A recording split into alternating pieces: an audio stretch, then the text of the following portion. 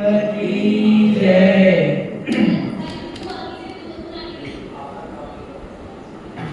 आप सबको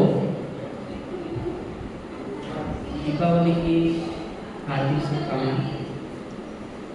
आप सबका जीवन सुखद और मंगलमय हो और साथ ही बेस्ता बरस आज से होना चाहिए। कब होगा? आज छोटा दिवस तो उसकी भी एडवांस में शुभकामना। अगर मन अच्छा हो तो हर रात दिवाली है और हर दिन होली है। मन की पवित्रता, मन की निर्मलता, मन की प्रसन्नता खास है। अभी एक कबीर साहब की साखी में पढ़ रहा था, तन पवित्र सेवा किए, मन पवित्र किए दान, तन पवित्र सेवा किए, धन पवित्र किए दान। मन पवित्र हरि भजन से यही विधि हो कल्याण। तन पवित्र सेवा की पहली बात है, हमारे पास पहला साधन है शरीर। यथा संभव शरीर से सेवा होनी चाहिए। वैसे तो अपना परिश्रम करते ही हैं, हम बाहर मेहनत करते हैं, परिश्रम करते हैं, तो हमको अर्थ उपार्जन होता है, धन मिलता है, संसारिक वस्तुएं मिलती हैं, सुख सुविधाएं मिलती हैं, ये तो है ही।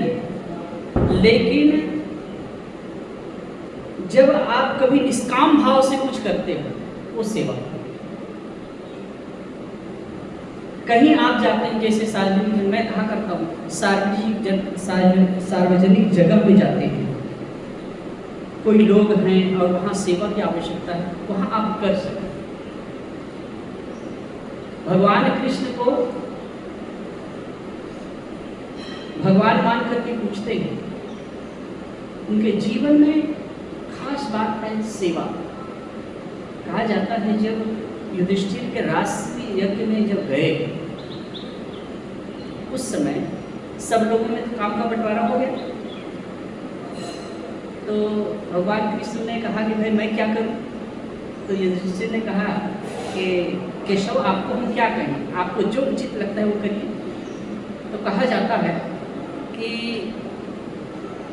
पैर धुलवाने का काम और पत्थर उठाने का काम बोले।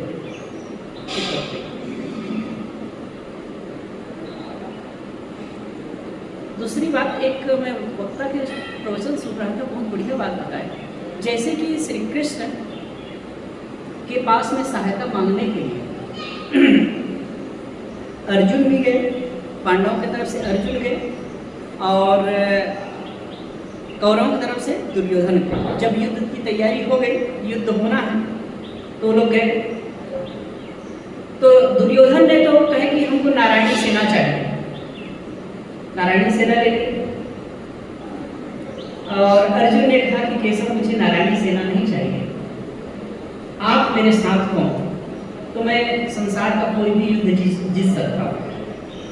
तो श्री कृष्ण महाराज ने कहा कि अर्जुन, मैं तुम्हारे साथ रहूंगा तो, लेकिन शस्त्र नहीं उठाऊंगा, ये मेरा प्रण है। तो कहे कोई बात नहीं, आप शस्त्र मत उठाइए, आप मेरे रथ को हाँकिए। सोचो, श्री कृष्ण महाराज उस समय राजा नहीं थे, लेकिन राजा से बढ़कर के थे, और उनकी प्रतिभा, उनकी योग्यता और उनकी महानता को सब समझते थे। लेकिन फिर भी वो सामान्य काम कर रहे, रथ हाँकने वाला, वो काम किए और यही सेवा के बल पर वो महान हो गए। बहुत सारी बातें हैं, हम लोग कहते हैं श्री कृष्ण है, जय श्री कृष्ण, यह तो बहुत बढ़िया है। या तो फिर कहीं कहीं है, जैसे आप तो जाए वृंदावन में, तो कृष्णा कोई नहीं कहेगा, राधे राधे, राधे ही कहेंगे, कृष्ण कोई नहीं कहेगा। लेकिन यहाँ तो है जय श्री कृष्ण। लेकिन कृष्ण के जीवन की विशालता देखिए, महानता देखिए, सबसे बड़ी विशेषता उनकी देखिए, जैसे कि बांसुरी बजाना, बांसुरी रखे रहते हैं, तो हमेशा थोड़े बांसुरी बजाते रहते हैं। लेकिन वो क्या है कि विषम परिस्थिति में भी चैन से रह पाना उनके जीवन की बड़ी विशेषता है, चाहे कुछ भी परिस्थिति आ जाए।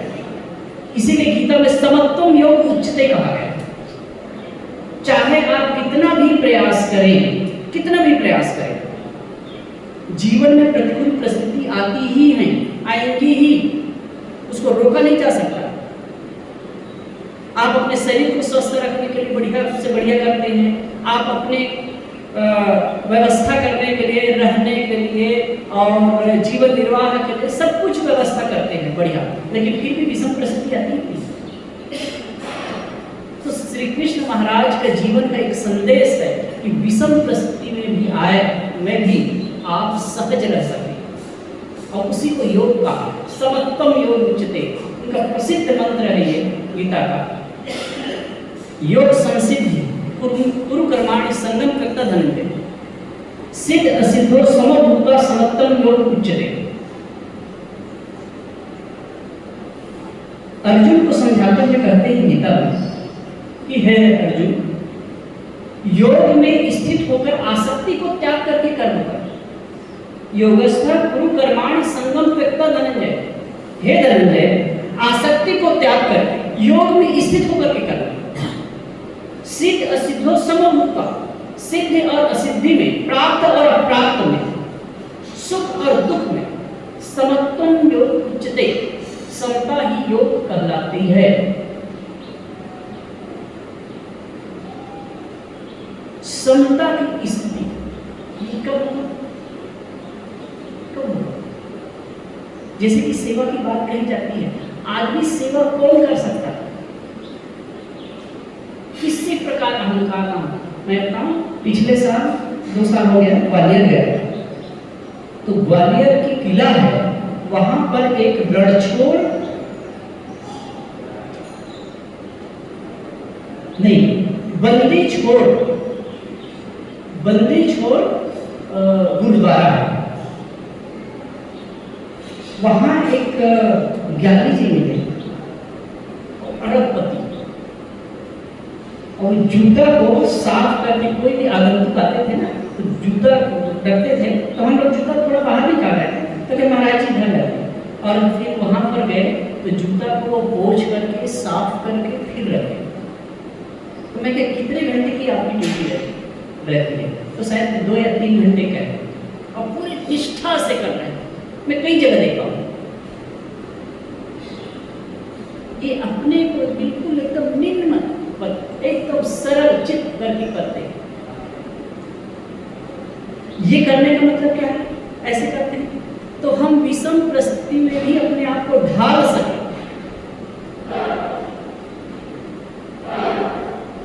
ये संदेश भगवान कृष्ण की बात बताते हैं, और उनकी देखे जीवन में इतनी परेशानी आई, हम भगवान मान के पूछते हैं, लेकिन उन्होंने जीवन का जो आदर्श दिया है, विषम परिस्थिति में भी सहज रहना, ये सबसे बड़ी विशेषता है। अगर हम कृष्ण को मानते हैं, उनके जीवन के आदर्श लेना चाहिए। और सबसे बड़ी बात, जब महाभारत युद्ध के 36 वर्ष बाद जब यादव कुल में विघटन हुआ और यादव कुल आपस में कट करके मर गए, महाराज कृष्ण बहुत कोशिश की उसको बचाने का, लेकिन हुआ नहीं। उनके नजरों के सामने उनका परिवार सब कोई कट के मर गए, और वो महापुरुष एक जगह जाकर के बैठ करके ध्यान कर रहे हैं। कितनी बड़ी बात है। वो जाकर के पेड़ के नीचे बैठ के ध्यान कर रहे हैं, उनके परिवार सब के सब कट करके मर गए, और वो एक जगह बैठ करके ध्यान कर रहे हैं। कितने मतलब मन मजबूत रहा होगा, कितना स्ट्रांग रहा होगा। ये बहुत बड़ा संदेश है हम लोगों के लिए। कृष्ण की पूजा करने से कुछ नहीं होगा, कृष्ण के जीवन के आदर्श को आप देखिए, समझिए। पहली बात मैंने कहा कि सेवा हम महापुरुषों के जीवन से सीखे। कहीं भी जाए, कहीं भी छोटा से छोटा भी सेवा हो तो हम गुरुदेव जी, छोटी से छोटी सेवा वो भी करें। गुरुदेव जी के जीवन के बारे में हम सुनते हैं, गुरुदेव जी भी अद्भुत उनका सेवा करना अद्भुत। हम लोग उतना नहीं कर पाते। कोई छोटी से छोटी बात हो, छोटे से छोटा सा हो भी करो, तो पहली बात है सेवा। सेवा से शरीर शुद्ध होता है, शरीर अच्छा होता है, तो मन की प्रसन्नता होती है, मन प्रसन्न है तो शरीर अच्छा होता है। दूसरी बात है धन पवित्र किए दान। आप कमाते हैं तो कमाई के कुछ हिस्सा परमार्थ में जरूर खर्च करें। वैसे हमारे भारतीय परंपरा कहते हैं 10वां हिस्सा, 10%। अब इसमें यह भी नहीं है कि आप दान करोगे तो आपको स्वर्ग मिल जाएगा, ऐसा नहीं है। लेकिन दान करने से, कुछ त्याग करने से त्याग की शक्ति बढ़ती है, मन में प्रसन्नता होती है। जैसे कि आप 1000 रुपये लेकर के जा रहे हैं, होटल में बैठे खा लिए, पैसा चला गया। दूसरी स्थिति ये होती है कि आप पैसा लेके जा रहे हैं, कोई आपके पॉकेट से पैसा निकाल लिया, चुरा लिया, चला गया। और वहीं अब उस पैसे को, अगर कि आप जा रहे हैं पैसा लेकर के और कोई दिन दुखी मिले या कोई ऐसी परिस्थिति बनी तो किसी की आप सहायता करते हैं, पैसा की स्थिति में चला गया आपके पास से। लेकिन 10 साल बाद भी अगर आप याद करेंगे तो किसी की सहायता किए हैं, उस बात को याद करेंगे तो मन में प्रसन्नता होगी नहीं। खाए पिए बराबर, और कोई ले गया है उस समय पश्चात याद भी करेंगे तो भी आप दुखी होंगे।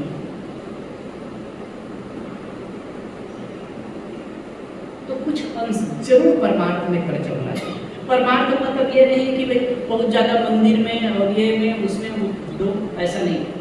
जो लोग हैं जहाँ, उसके 3 जगह बताई जाती है। पहली बात है दिल दुखी जब हैं, ऐसी जगह में जरूर कुछ न कुछ सेवा सहयोग करना चाहिए। दूसरी चीज है पुण्यात्मा की जगह।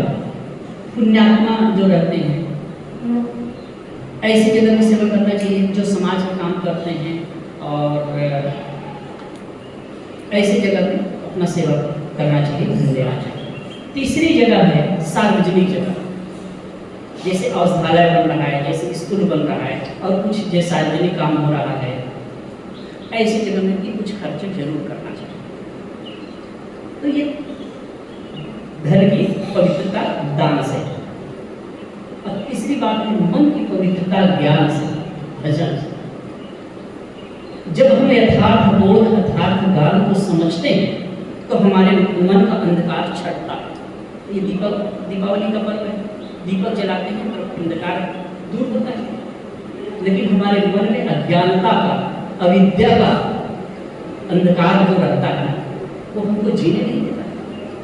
अच्छे खासे पढ़े लिखे लोग, एजुकेटेड लोग, वो भी कैसे उलझे रहते हैं भ्रम में, अंधविश्वास में। एक बात बताओ, मतलब आज की मन स्थिति लोगों की कैसे होती है। गुरुदेव जी ने एक कहानी कही है।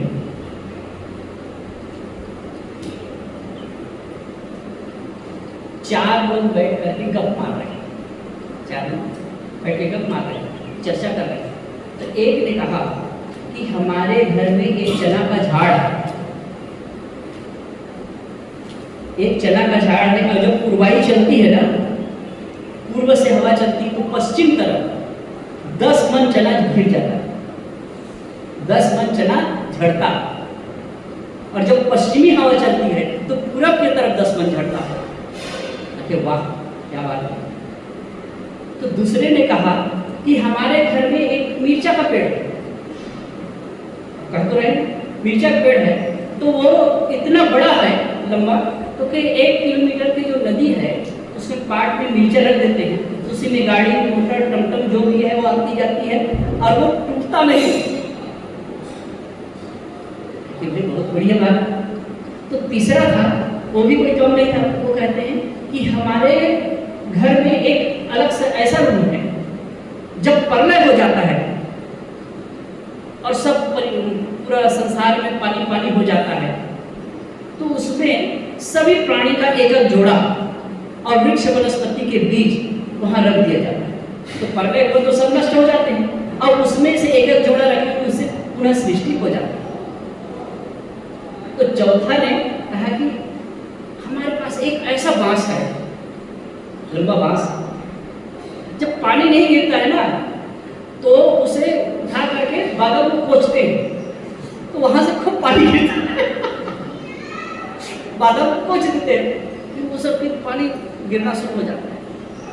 तो फिर कहेंगे भाई जो वो बांस है वो है का, तो वही आपके रूम में। अब ऐसी गोल गोल बातें ऐसे उलझाते हैं आजकल भी कथाकार लोग। अब उसी में बस जब तक यथार्थ संत गुरुजन की वाणी को नहीं सुनेंगे, विवेकी पार्थी की वाणी को नहीं सुनेंगे, तब तक मन का अज्ञान का अंधकार नहीं हट सकता।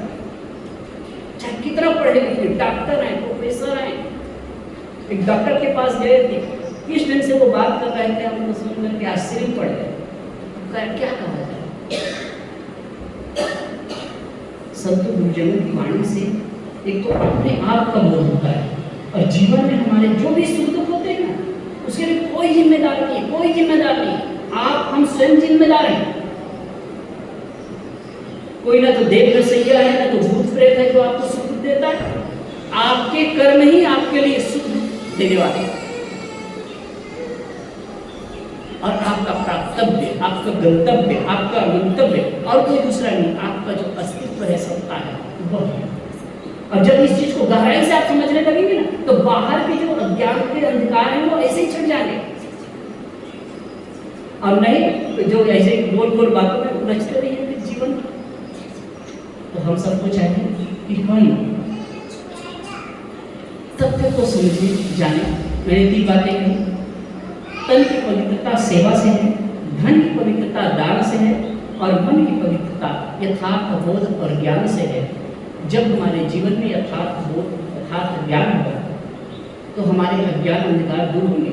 जब तक शरीर है तब तक अपने कर्तव्य कर्म तो करना ही, उससे छुटकारा नहीं है, करेंगे, लेकिन यथार्थ समझ का होना भी बहुत जरूरी है।